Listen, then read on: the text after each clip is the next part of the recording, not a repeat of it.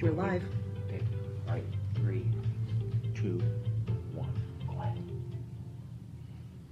Thank you. You're listening to WVLP 103.1 FM and streaming live on WVLP.org. You've reached, you're joining Terry Healy, bringing you some extraordinary transformation. Today is my launch, so a little bit nervous, so bear with me out there in the listening audience. I do have a fantastic guest today, though. His name is Dan Whitten, and he is a very successful and thriving attorney with his wife. They have a wonderful practice in Portage, Indiana. Dan is also a Porter County councilman, so he brings a lot of great conversation to our communities as far as what's been happening and what's on the mark of what's going to be happening. So welcome, Dan. Thank you so much.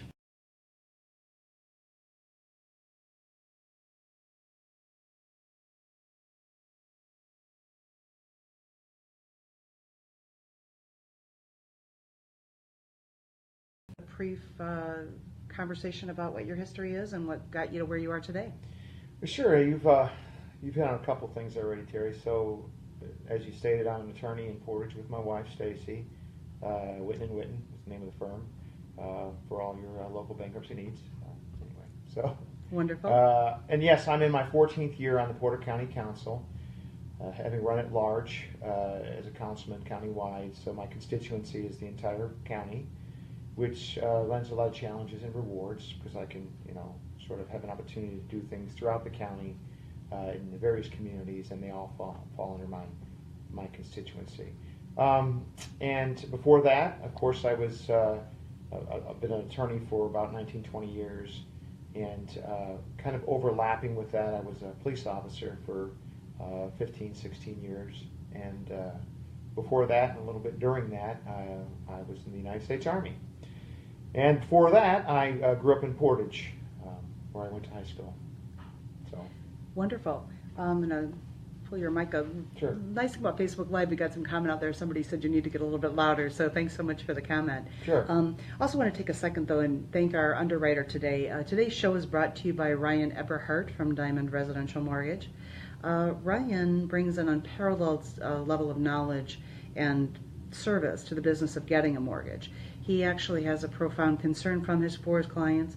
He likes to be sure that they understand all their options so that they can make the best choices for themselves and their families and their wallets. His office is conveniently located on Route 30. The address is 350 Northland Drive in Valparaiso, and his phone number is area code 219-707-8429. Thank you, Ryan, for supporting WVLP. So thanks for sharing your history. You've got quite a conversation there and a wide array of things. Can you tell me, just kind of curious, in all that experience with the county council, what's been the most, or maybe one or two of the most significant things that you've seen change in the county? Well, Porter County, much like, everywhere we read and see about these days, has had its history of change, its history of challenges, its history of successes. So I've been at least able to share in 14 years of that as an elected official some of those things that you would expect that happen, elsewhere. There's been a lot of growth. There's been a lot of financial change, a lot of families moving into Porter County. So the number of residents in our county has grown pretty substantially over the last 14 years.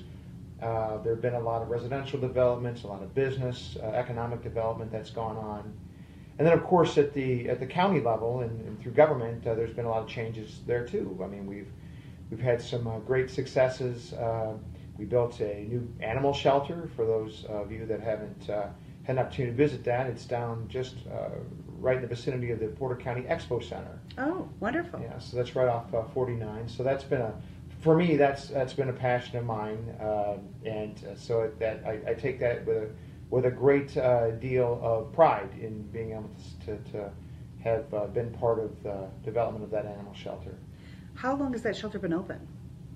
It's fairly new, so we're probably talking a year, maybe a little bit, right around a year. Okay. Took a little while to build, but not as long as you would think. But yeah, I think it's been fully operational for close to a year.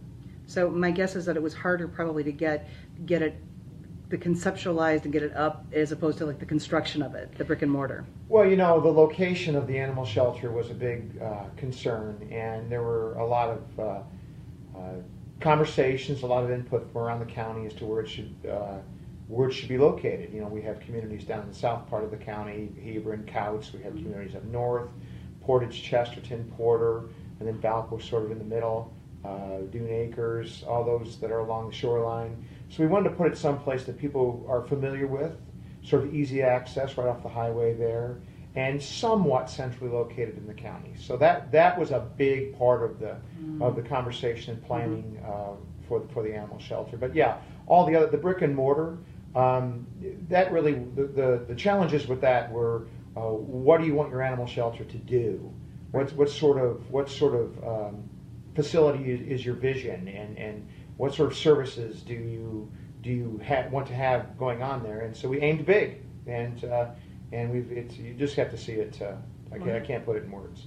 Well, and I'm going to guess that they already had a launch and a ribbon cutting and all of that good stuff's already transpired if they've been up there for a year. Oh yeah, it's been going for a while. So yeah, we had that. So can you tell me what was it that drew you to that? Because you said that was your passion, so I'm kind of curious about that. Well, that's one of my passions, quite frankly. And I'm an animal lover. So the old animal shelter that we had we just flat out outgrew it. It was anything but state of the art. It was the facility itself. If you visited, you know what I mean. There were the issues with heat and air, and it was overcrowded, and we were sort of overflowing into other ancillary buildings. So this was just a really badly needed asset that the county needed to bring forth. And how long did it take to get it once it was conceptualized to get it actually up there? Commissioner Laura Blaney did a lot of she was involved intimately with the animal shelter committee, so she could probably speak to that a little bit better. So I really don't want. In my mind, it was very quick. Okay. But from somebody like Laura, who really rolled up her sleeves and did a lot of the elbow grease on getting it going, she would probably say it took a little bit longer. Gotcha. Because she put a lot of the back work into it, but not as long as you think. Once we got the location figured out through the commissioners and our funding in place, it happened pretty quick, because I think everybody, all 7 councilmen, all 3 commissioners, realized it was something that was very much overdue. So that's one of the things that we've done at the county. And there's other things if you'd like to hear them. Yeah, I'd love to hear about it. What's your next passion? Well, so in my responsibilities on the county council, that overlays into serving on the Porter County Government Foundation Board, which oversees about $160 million of county money from that we obtained through the sale of the old hospital. So because of that foundation, I can proudly say that we are the most solvent county in the state of Indiana. So really? we really are in great stead financially, and there are a lot of things on the horizon that the county is planning on doing, a lot of capital projects, renovations to the Portage, the government center in Portage, Indiana, and we're partnering with the Portage Township Government Trustee's Office to have sort of a government hub there, putting in new courtrooms and food pantry, trustee's office. There's all kinds of neat things, and I think the citizens of Portage are really going to find that to be a gem in their community. Now, is there not already a food pantry in Portage? That was a little surprising. Well, there is, but the location of that food pantry became unavailable. So the trustee's office has temporarily placed it at a church, but they needed a permanent location because that's a necessary, a necessary office that we need to have, or a necessary service that the folks in Porter County need. Yeah, I agree. Well, that's wonderful stuff. You talk about renovation, but is there also going to be expansion of that building? Yes. Oh, yeah. The footprint will certainly be bigger. Okay. And they'll be putting in another courtroom and other things going on there. The health department and like I said, the trustee's office and its offices and functions, and areas for folks to go vote. That's where we do our early voting, or one of the early voting sites, which occur 30 days prior to the election for everybody that wants to get out and not wait till election day. So there'll be a lot going on there. That's going to be a really nice development for Portage. how long do you think it's going to take until that's up and running? I'll have to leave that one to the commissioners. They just came to the council last meeting and with Brendan Clancy, the Portage Township trustee, and I know they've been working with Jeremy Rivas, who is the district county councilman from that area, and they can speak to that a little bit better. I mean, whenever I give a timeline, I'm always very ambitious in my timeline, so I hate to put people's feet to the fire. But I don't think it's going to be terribly long. I think that some of the planning is already in place, and so I would expect that we'd see some things happening this year, and if not completed, then of course next year. Okay, wonderful. That's a shorter timeline than I would have expected to hear. So, good stuff. What is there anything else in the hopper that you can share? We're doing other renovations and such around the county, but the government building in Valpo, and then we're going to be doing some renovation to the courts and government building in the county seat square. So a lot of things going on. There's just a lot of things on the horizon. I know the Parks Department is doing some construction at Sunset Hill Park or Sunset Hill Farms. So I could talk for hours and probably bore you to death. But, well, we don't have hours. Yeah, we don't have hours. No, we don't have hours. I know Valpo proper has changed just exponentially recently. Do you know, is everything been a good decision that they've made as far as how they've grown and what they're providing to the communities? Yeah, I mean, I think Valpo is a community that people that live there can look around and say, we've really come a long way. I mean, if we go back 20 years and look at Valpo then and look at Valpo now, the development of downtown Valpo is really quite extraordinary. Right. They've got the skating rink and, where there are functions, of course, skating in the winter and functions in the summer. They've developed their parks, the downtown area with the lighting and the business facades. I think Valpo has really come in the right direction. So I think my answer would be yeah. I think that they've done some pretty good things. So no regrets there. No, and I'm not as involved in the city governments at the county level. There are certain things that overlap, obviously, but the development of the city itself proper, same as Portage. I mean, there's so much going on there, some good, some bad, if you happen to read the newspaper. So I'm not intimately involved in those so much. Sort of watching from afar, but understanding municipal budgets, I can make my own conclusions. But it seems like Valpo's done some pretty cool stuff. Wonderful, wonderful. Well, take a moment and let our listeners know you are listening to WVLP, FM 103.1 for show jitters. Also live streaming at WVLP.org. Thank you for joining us, and thank you again, Dan Whitten, for coming in and agreeing to be my first guest. I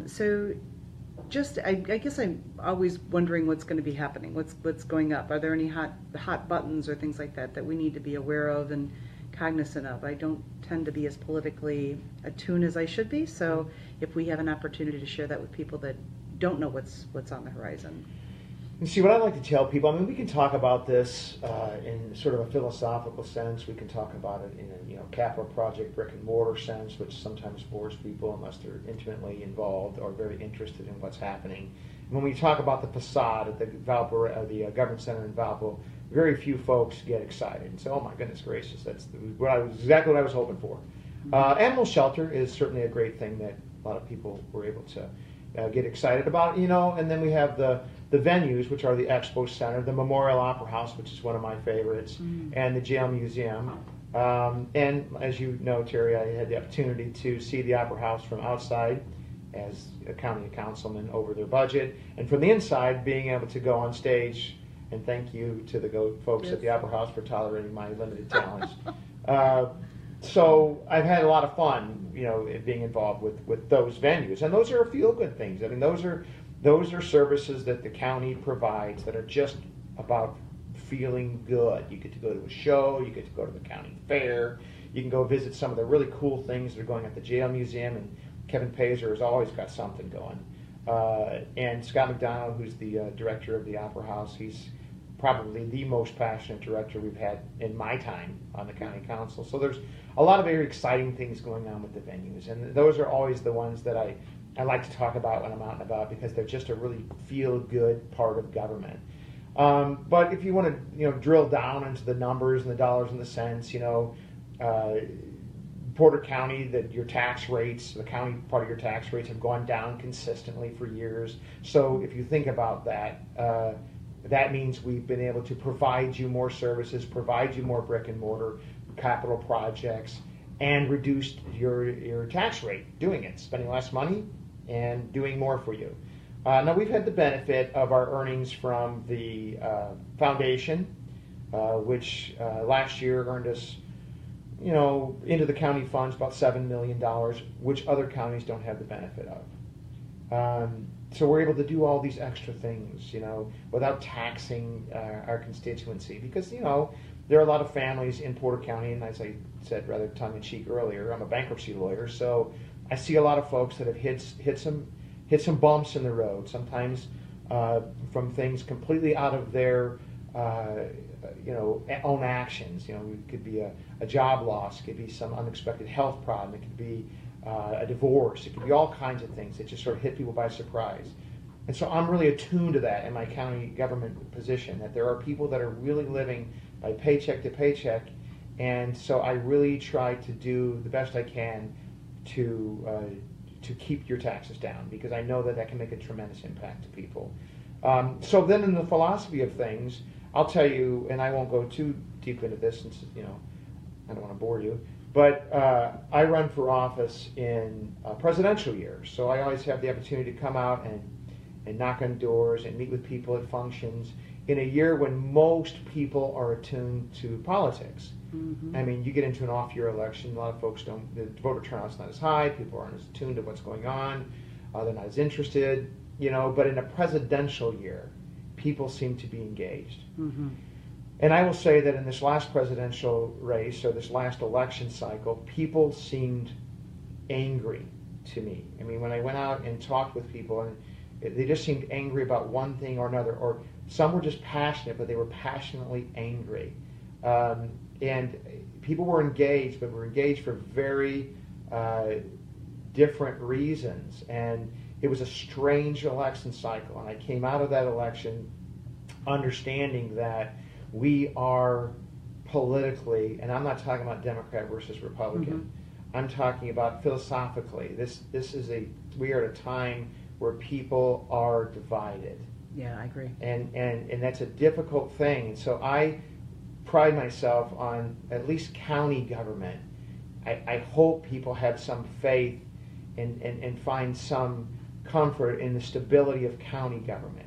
Because it doesn't take you long to look at federal or national politics, and whatever your beliefs are, you just have to acknowledge that there is just a tremendous amount of divisiveness coming out.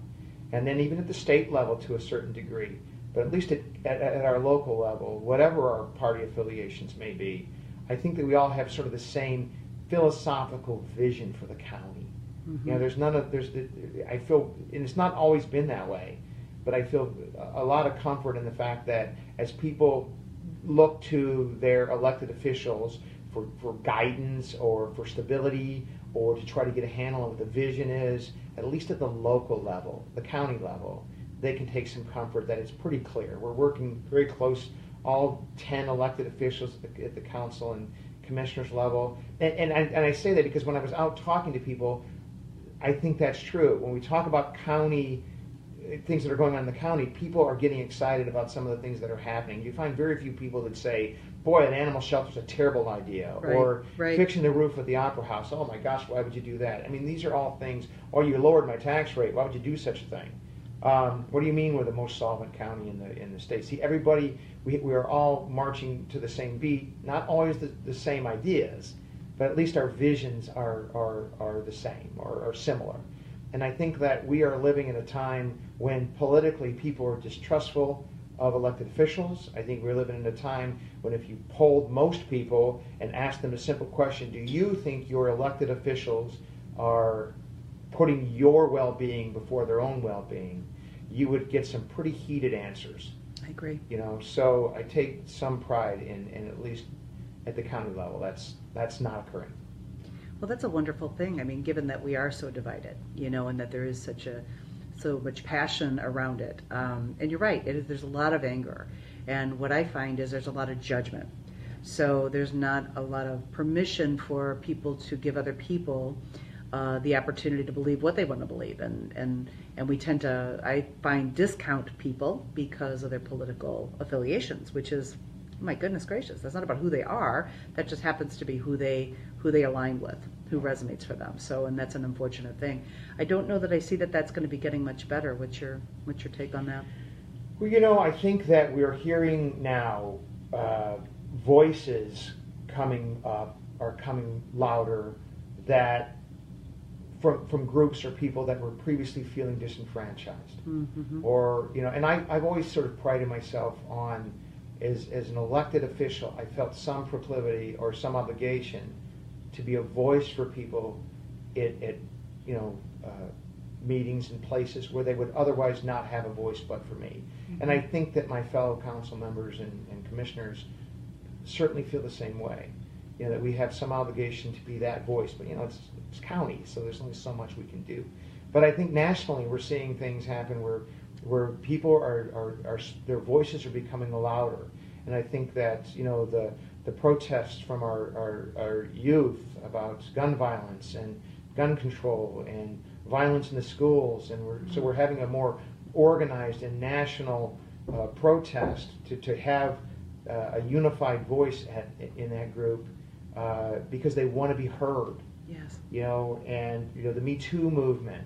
I mean, people that are feeling, or individuals in this country that are feeling disenfranchised, are feeling forgotten, are feeling abused, are feeling downtrodden, they're coming forward and their voices are being heard.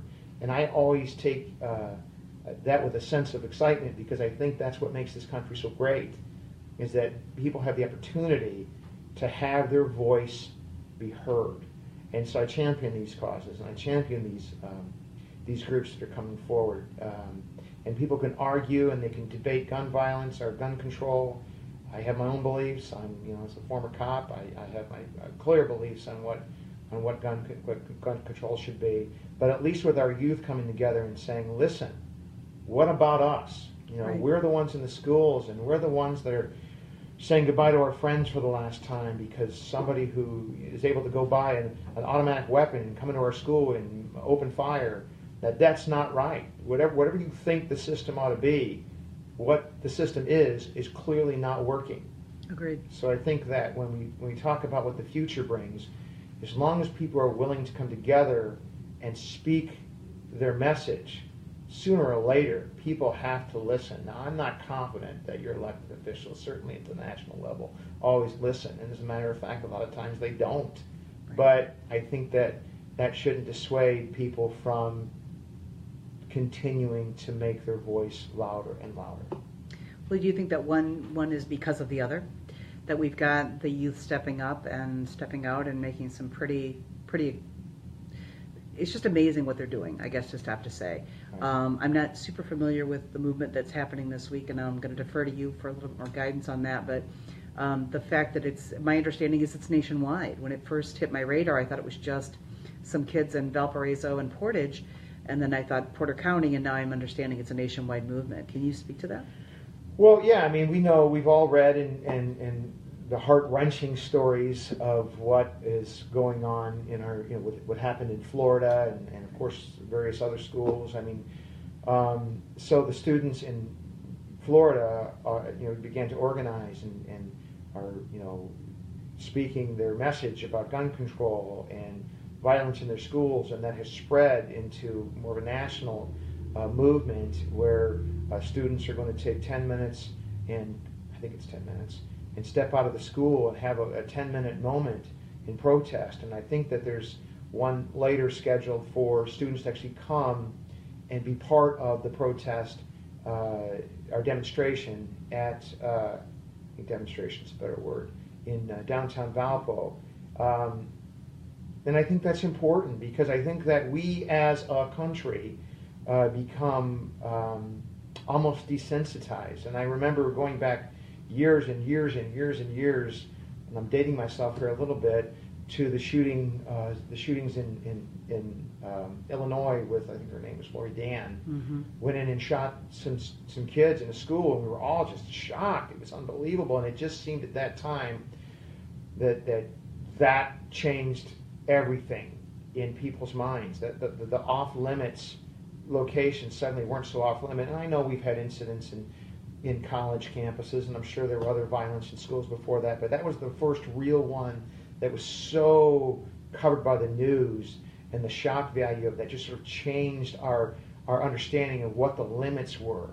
Yeah. And so when you talk about that and to where we've gotten today, and in Porter County through Sheriff Reynolds, when we've done a lot of things to the Safe Schools Initiative, and to get quicker response to the schools when teachers can send out an alert, and the area officers from the surrounding police departments know that something's going on in school, and it shortens the response time. And when we're doing the sort of things that we can do to try to prevent these terrible things from happening, or to do damage control if unfortunately they do.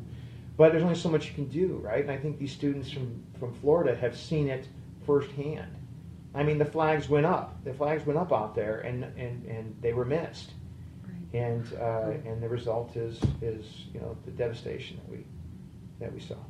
Right.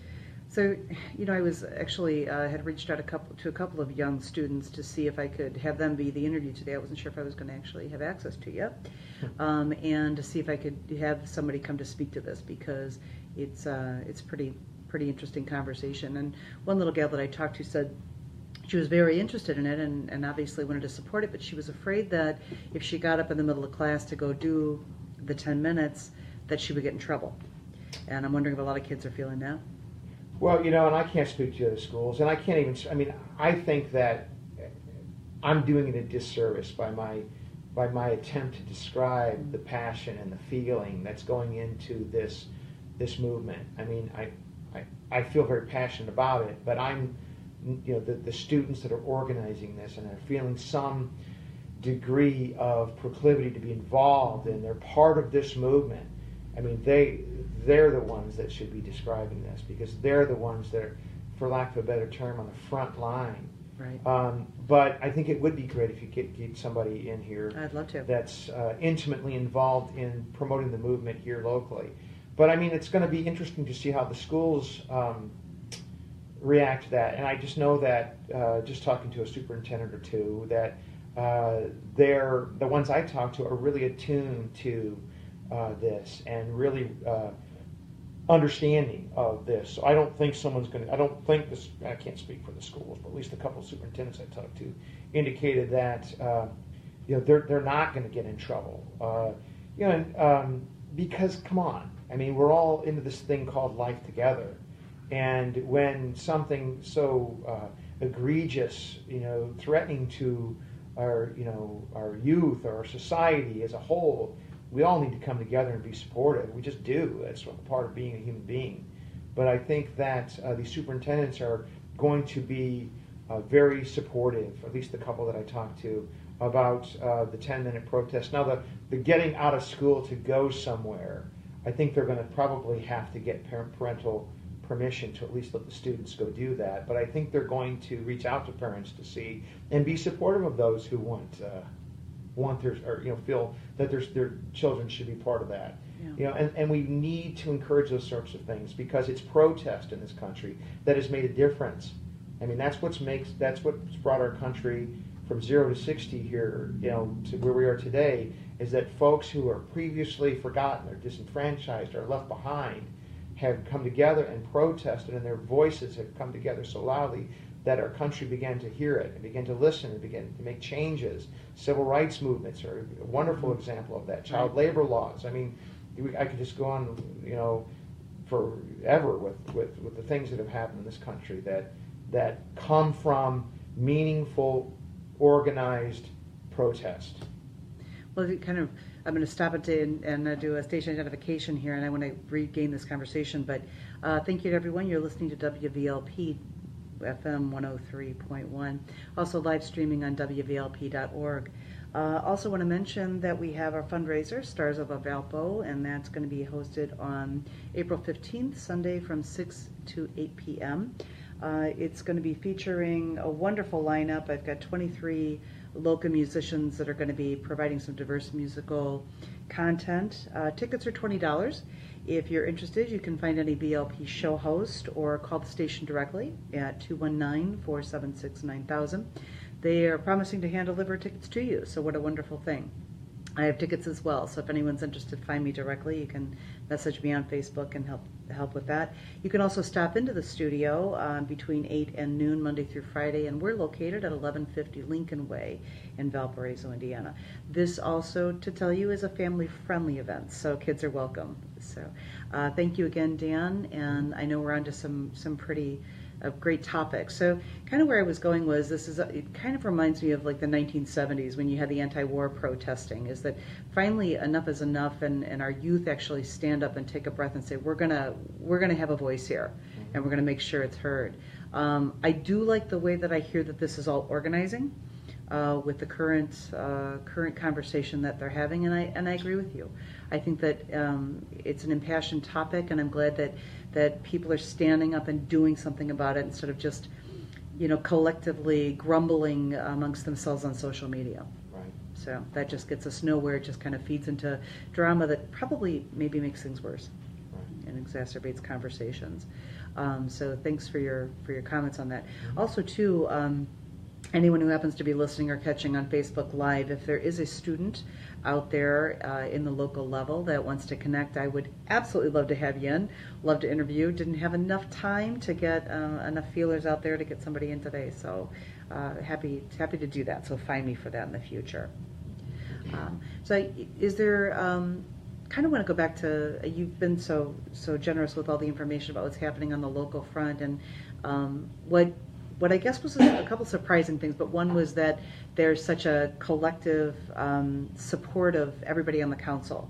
And it kind of makes me think that, we kind of stay kind of quiet about what's happening politically countywide, and yeah, because there's so much heat around the national conversations, but I wonder if there's, because of that synergy that's existing in the council, that's maybe why things are a little bit quieter, that we're not hearing about things. Or I think that's probably true, and the thing is that sometimes good news doesn't make good news. I mean, sometimes it's the fights and the acrimony, and when things go horribly bad, that makes good news. Right.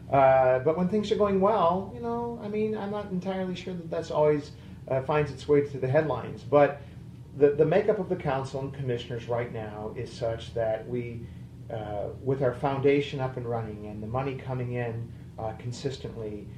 Just to let you know, the way the foundation is set up, we have the $160 million invested.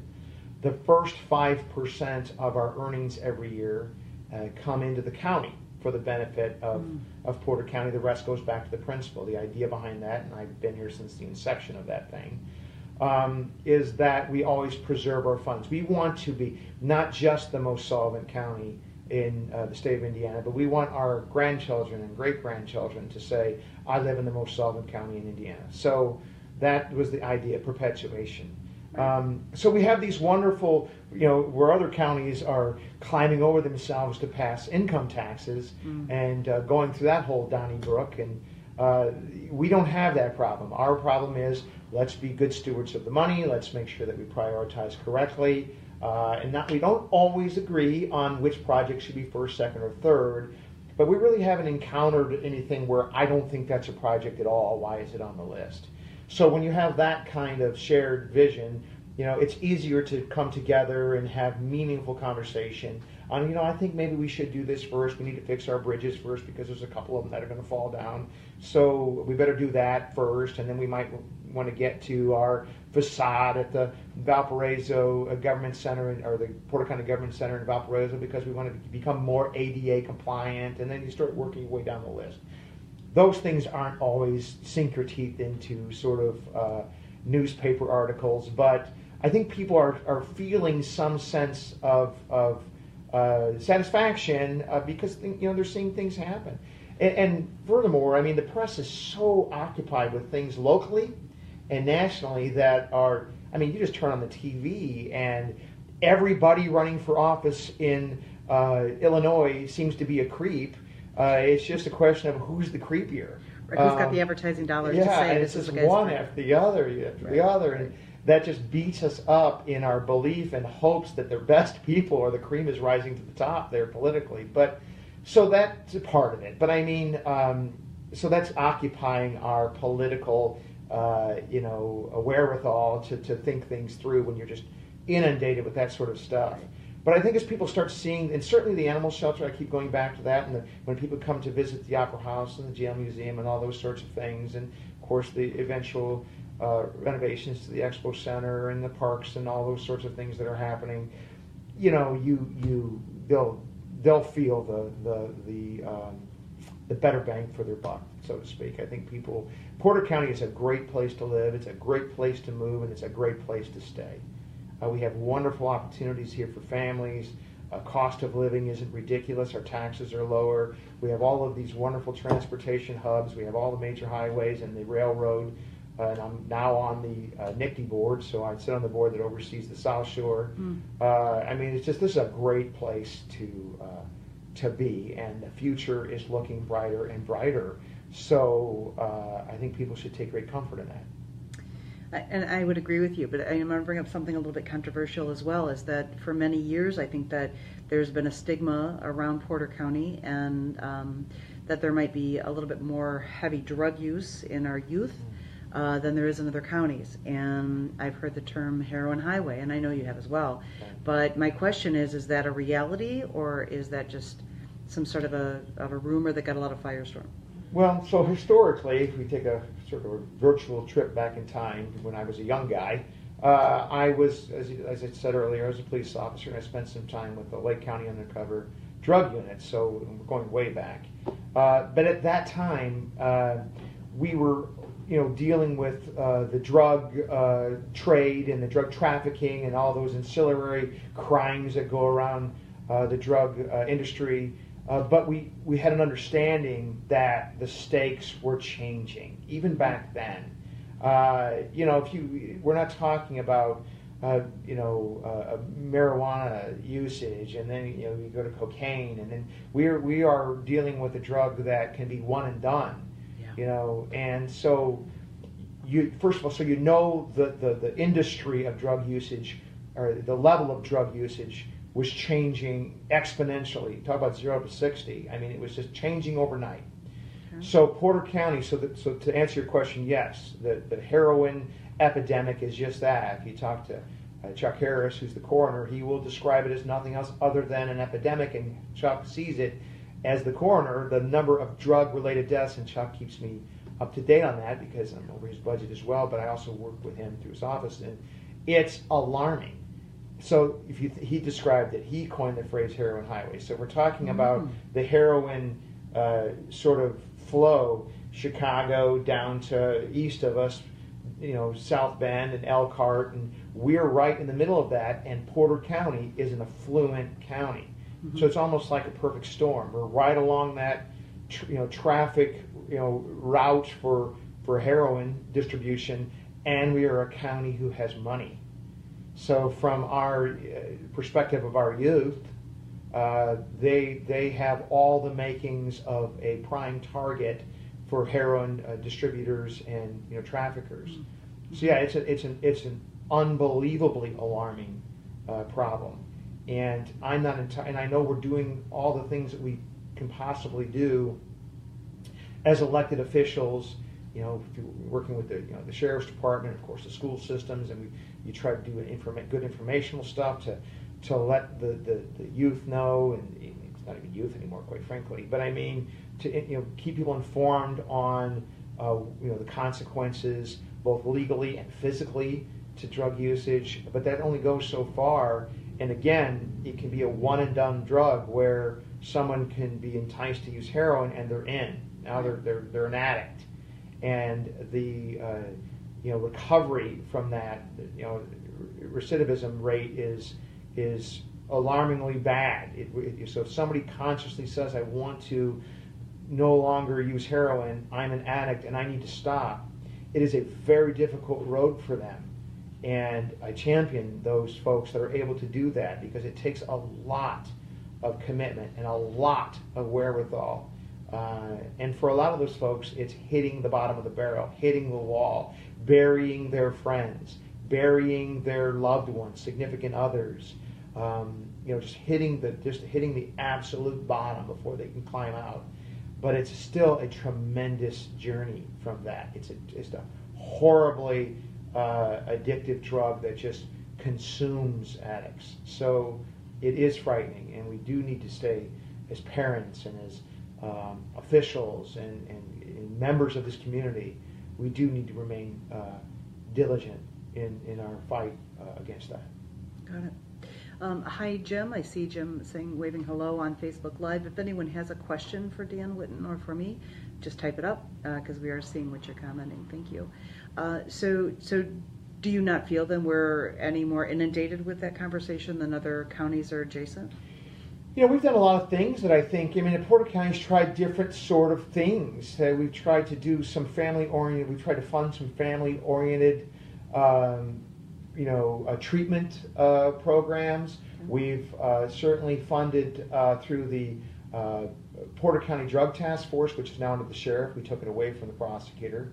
It was not being managed well, so we moved it to the sheriff, and working more intimately under the sheriff now with the federal government and the federal enforcement agencies. So thank you, Dave Reynolds. When did you move that to, jump in, when did you move that to the sheriff's office?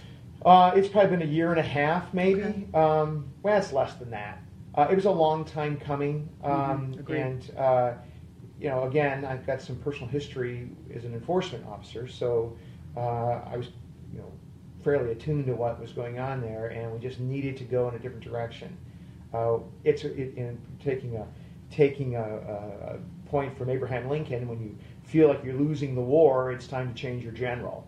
Well, that's what we did there. We're trying all the things we can possibly do to have better results in our fight against this tsunami of drug related problems. And I do think we're doing a lot more than other counties now. And I can't speak to what all these different counties are doing, but just from an outsider's perspective and kind of reading what's going on, it just seems like we're fairly aggressive compared to some. Got it. Well, just sometimes someone gets a moniker, and I think that might have been what's happening, and so that's what I was looking, is there confirmation of that. The other question I have too is, if you've got a good year with the sheriff's office having control of that, and I have to agree with you, that's a fantastic thing that's happened in the county. Is that long enough to get any data together to see if there's been any shifting? No, probably not, because the way the drug unit works, is they bring in folks that are willing to work through the drug unit to help get the bigger fish in the pond, and you know how that sort of stuff goes. Someone gets in trouble, and then they're able to work through the drug unit to get the bigger offenders, and I think that takes time. I do feel like, at least from its initial observations, that the drug unit is working much better with surrounding agencies, both local and federal and state. So that's encouraging, and I think that Dave Reynolds is like the Energizer Bunny generally. Whatever he goes, puts his sights on, he goes 150% and 100 miles an hour at it. So he's doing exactly what I expected him to do. Well, so thank you, Dave Reynolds. That's encouraging. I didn't know that of him. Yeah.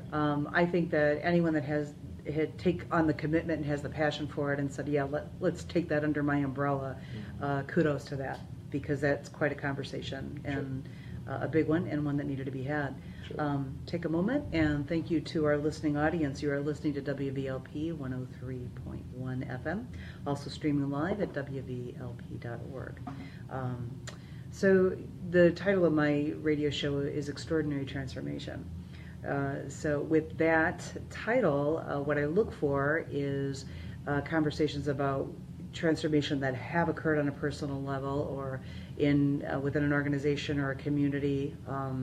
So are there any stories that you can share from past, or some hints of things to come that might fall under that?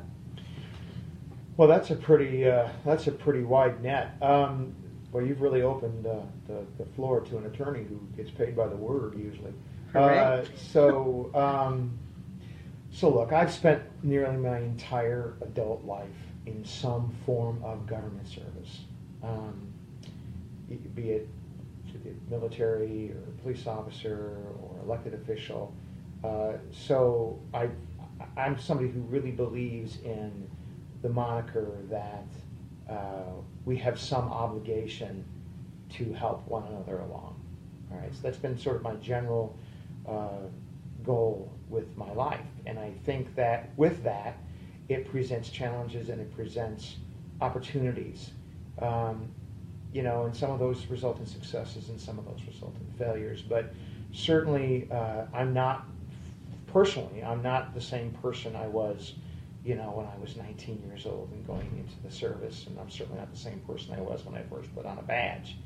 And I've seen a lot of things in life that probably have changed me largely, just because they just have a profound impact and they become an indelible moment in our memories, and they make us who we are. And so, having said that, personally, I'm a lot different than I was. I've always had that passion for service. I mean, I often say there was a gentleman that was the head of the United Way. No, not United Way.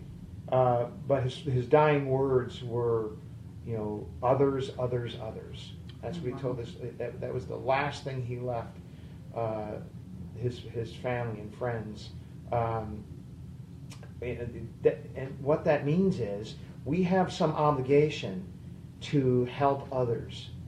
That's truly what it means to be a human being. That we don't leave people behind.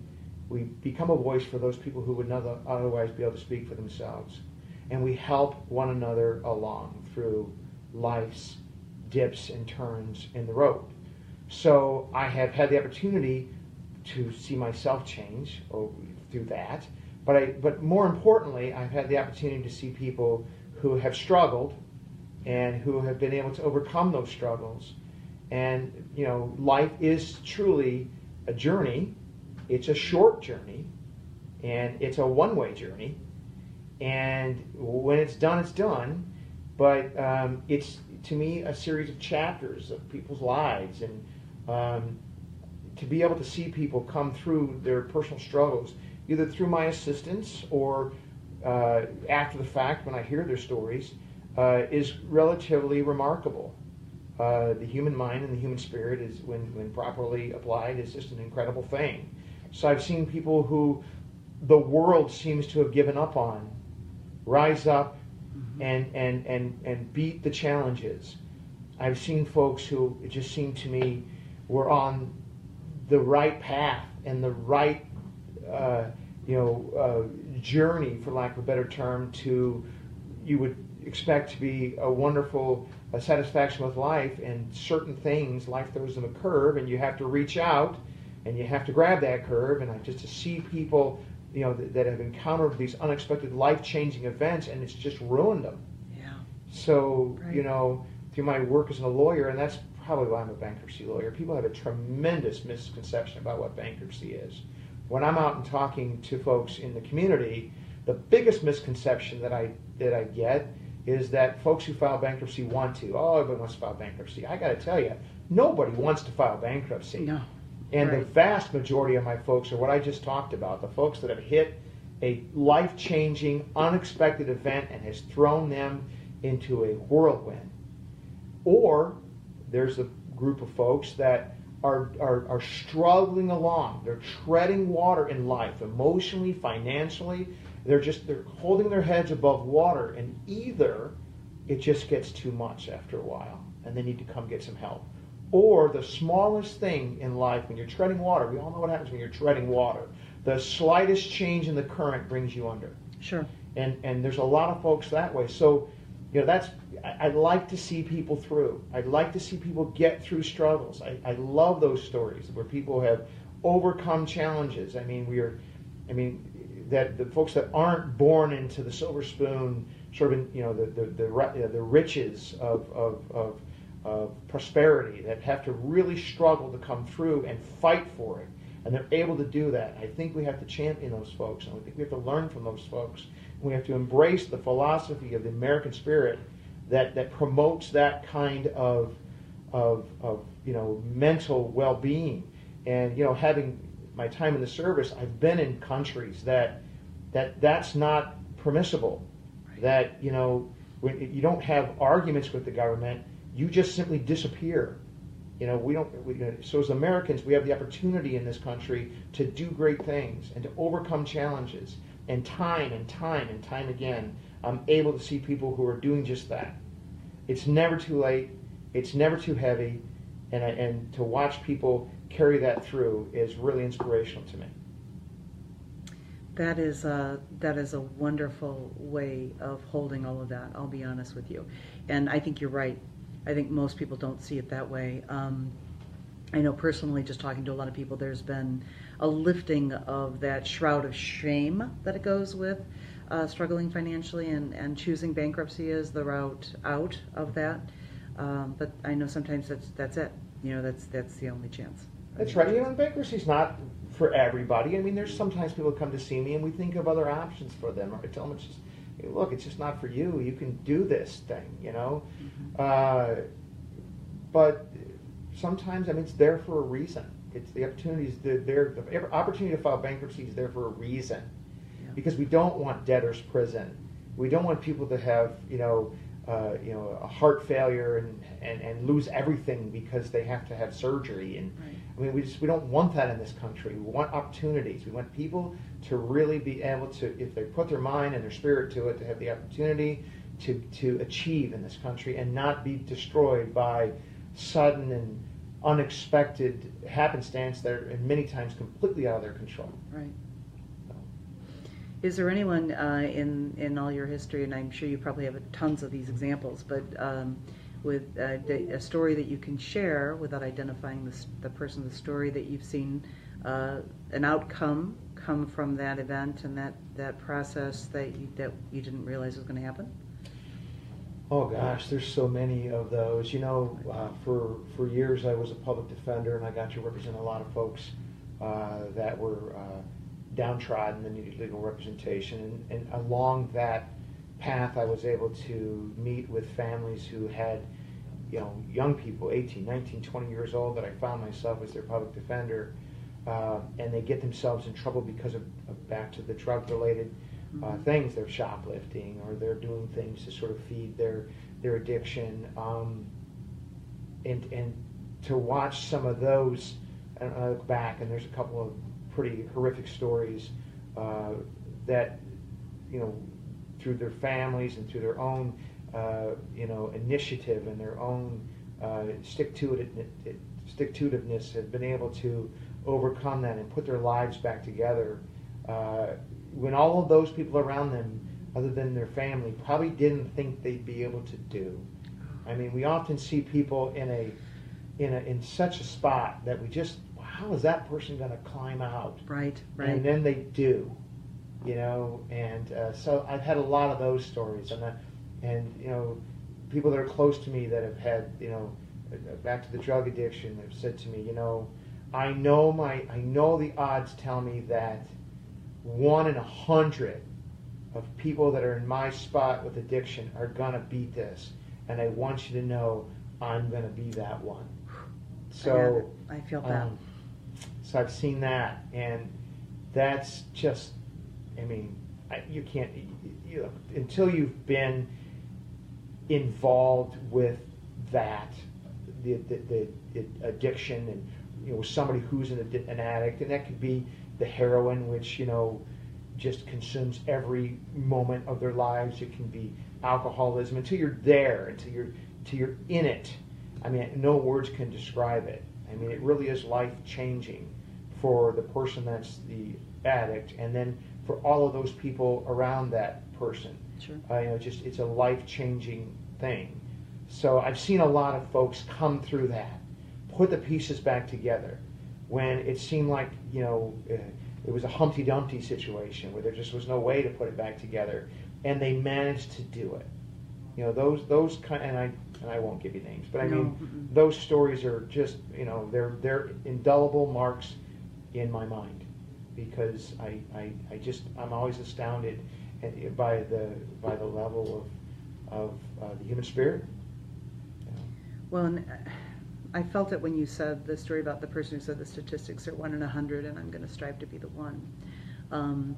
Those of you that aren't on Facebook Live, we do have a question and coming in from Katie. She's asking, is the show going to be recorded so that we can share it for anyone who'd missed it? Yes, we will be recording, and I'll get you all the details of that and for future posts. Katie, thank you for asking the question.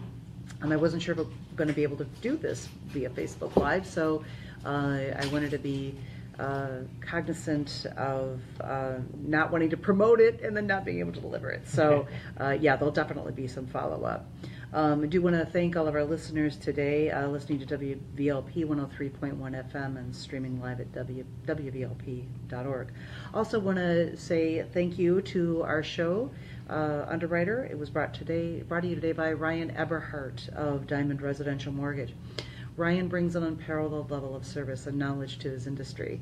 He truly has compassion and cares about everyone he works for. And he provides all the options so that someone can make the most empowering decisions for themselves and their families and their pocketbooks.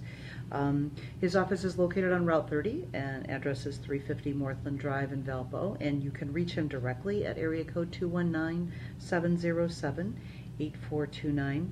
I want to thank Ryan for supporting WVLP Community Radio. It's a great thing. Also want to say a very special thank you to our guest today.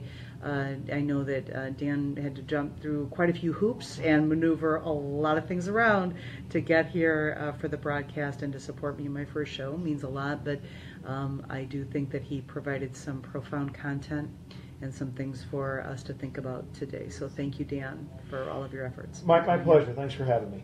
Okay. And I think with that, I think we're about to wind down. And thank you to my station manager, Craig. Yep. All right. All Everyone done. have a great day. Okay.